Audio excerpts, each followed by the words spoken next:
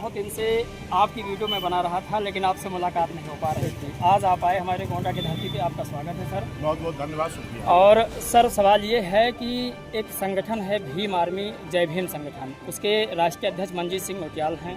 2024 के लोकसभा चुनाव बहराइच से तैयारी कर रहे थे।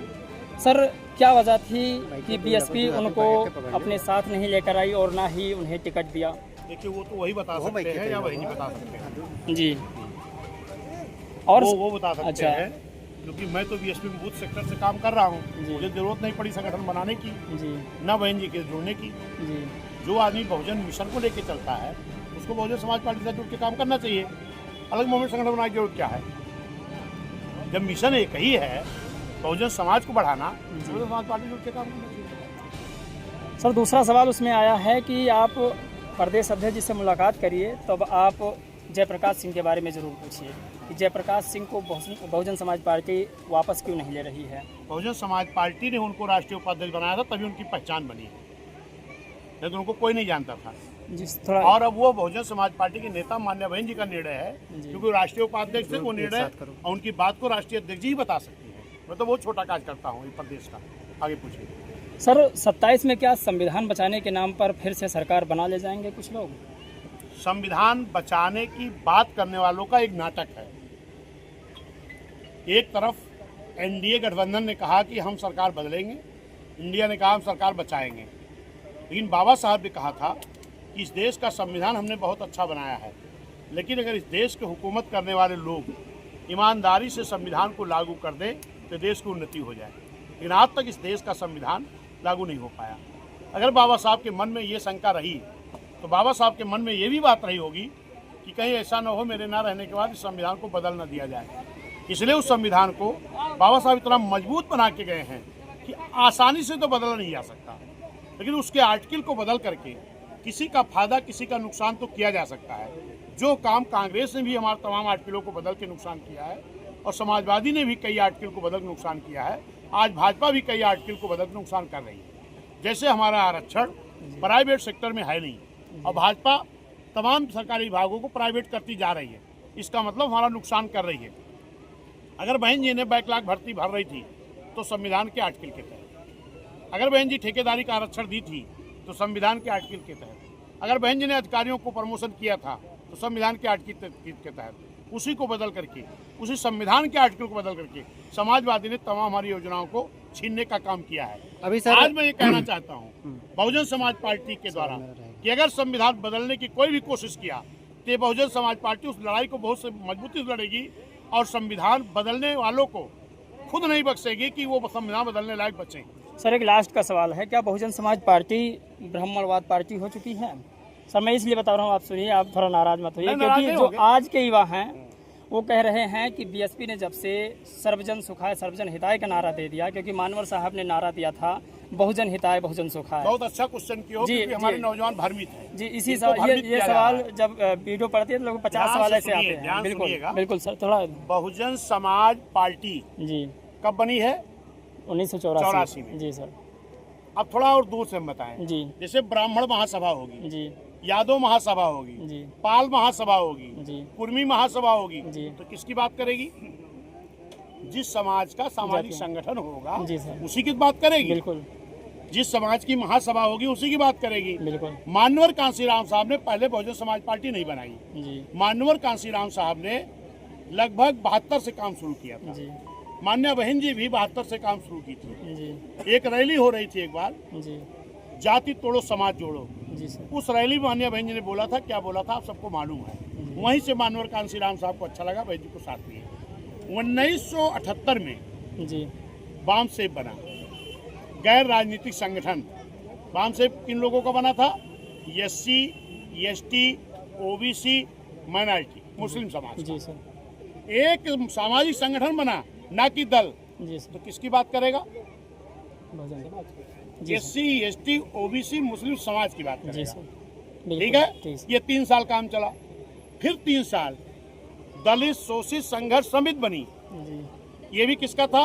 SC, ST, OBC, मुस्लिम समाज का। जी सर। तो उनकी बात चली। बिल्कुल सर। सही है। जी सर। लेकिन जब बहुजन समाज पार्टी बनी, जब सरकार बनी, तो आपको संविधान लागू करने का मौका मिला। क्या बाबा साहब ने अपने संविधान में किसी भी जाति, धर्म, समाज के लोगों को इग्नोर किया है क्या? नहीं सर, ईमानदारी बोलना, नहीं किया ना। और हम कह रहे हैं कि हम बाबा साहब का संविधान लागू करेंगे।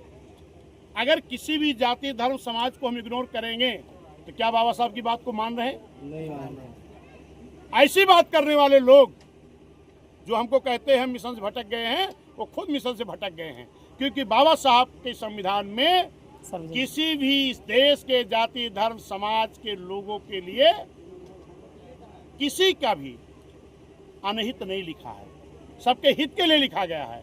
तो हमें भी सबके हित के लिए बात करनी चाहिए। बहुत इसीलिए माननीय बहन जी ने कहा, सुन लो पूरी बात। जी सर। माननीय बहन जी ने कहा कि जब तक हम एक जातीय सामाजिक संगठन में थे, जी, किसके? SC, ST, OBC, मुस्लिम की 85% की, बहुजन समाज की, तब तक हमने नारा दिया बहुजन समाज पार्टी का। आज हम इस प्रदेश की मुख्यमंत्री हैं, आज हम मुख्यमंत्री हैं, तो आज इस प्रदेश के सभी जाति, धर्म, समाज की सुरक्षा, रक्षा और विकास की जिम्मेदारी मेरे कंधे पर आ गई। बिल्कुल। भाई जी ने कब बोला? जब मुख्यमंत्री बनी तब बोली। जी सर। तो हमारा तब तक नारा था बहुजन हिताय बहुजन सुखाय, जब तक हमारा खाली SC, ST, OBC, माइनॉरिटी, मुस्लिम का संगठन था। और बनाना क्यों पड़ा? माननीय कांशीराम साहब ने कहा था कि जिस समाज को हुक्मरान बनाने की हम बात कर रहे हैं, क्या उस समाज की गैर राजनीतिक सामाजिक संगठन की जड़ें मजबूत हैं कि नहीं? जी सर। और जब मानवर साहब ने उनकी जड़ों को देखा तो मजबूत तो छोड़ो, थी ही नहीं। जिस समाज की गैर राजनीतिक सामाजिक संगठन की जड़ें मजबूत नहीं होगी, वो समाज कभी हुक्मरान नहीं बन सकता। इसलिए माननीय कांशीराम साहब ने 6 साल लगातार गैर राजनीतिक सामाजिक संगठन बना के जिनको हुक्मरान बनाना चाहते थे, इनकी गैर राजनीतिक सामाजिक संगठन की जड़ों को मजबूत किए, फिर बहुजन समाज पार्टी बनाए, तब नारा दिए जब सरकार बनी। जी सर। तभी तो तब नारा क्या हुआ? जिसकी जितनी संख्या भारी उसकी उतनी हिस्सेदारी। जिसको पहले भी टिकट मिलता था उनको भी दिया गया, लेकिन जिनको कभी नहीं मिला उनको भी मिला, क्योंकि बाबा साहब ये कह के गए हैं कि मेरे संविधान को ईमानदारी लगा कर लागू करा दो। जो लोग पहले हुकूमत किए वो हमको हक अधिकार नहीं दिए, तभी तो हम कहते कि ईमानदारी संविधान नहीं लागू हुआ। इसीलिए कह रहे हैं जी सर। क्या हम यही करें कि ताकि फिर वो कहें कि अब फिर संविधान ईमानदारी नहीं लागू हो रहा? बाबा साहब ने संविधान में सबको बराबर की जगह दिया है, इसलिए बहुजन समाज पार्टी सबको बराबर की जगह देना चाहती है और सबको हिस्सा। लेकिन फर्क इतना है कि पहले जो चलाते थे वो हम कुछ लोगों को कुछ देते ही नहीं थे। 52% OBC समाज के लोगों की राजनीतिक भागीदारी मात्र 1.5 से 2% थी। धन्यवाद दो माननीय साहब, मान्य बहन जी को। जब बहुजन समाज पार्टी बनी तब जिसकी जितनी संख्या भारी उसकी उतनी हिस्सेदारी, और तब बाबा साहब के संविधान के हिसाब से सबको सम्मान, सबको मान दिया गया। उसी के आधार पर बहुजन समाज पार्टी ने काम किया। तभी आज हर समाज के लोग कह रहे हैं कि BSP तो ठीक है, फिर 27 में लाना है। और वो जो लोग कहते हैं कि बहुजन समाज पार्टी बहुजन हिताय बहुजन सुखाय की जगह सर्वजन हिताय सर्वजन सुखाय कर लिया, तो उनको बता देना कि बाबा साहब ने भी अपने संविधान में सबको जगह दिया, इसलिए BSP सबको सम्मान दिया। जी सर, थैंक यू, बहुत बहुत धन्यवाद। अभी दुनिया का सबसे बड़ा लोकतंत्र देश भारत है। पहली बार ऐसा हुआ आज़ादी से लेकर आज तक कि चुनाव आयोग पर भी प्रश्न चिन्ह खड़ा हो रहा है, और SIR जो चुनाव आयोग लेकर के आया, जिसमें बहुत सारे मतदाताओं का छटनीकरण ये किया जा रहा है। राहुल गांधी बिहार में जो है वोटर अधिकार यात्रा निकाल रहे हैं। क्या उत्तर प्रदेश में बहुजन समाज पार्टी ऐसा कुछ करने वाली है SIR को लेकर के, अपने मतदाताओं को लुभाने के लिए या आपस में लाने के लिए? जब मतदाताओं की चोरी हुई है तो सबसे पहले चुनाव आयोग से कौन लड़ा था, याद है? बहन, पता नहीं होगा। जी जी। तब कहा कह रहे हो कब लड़ोगे?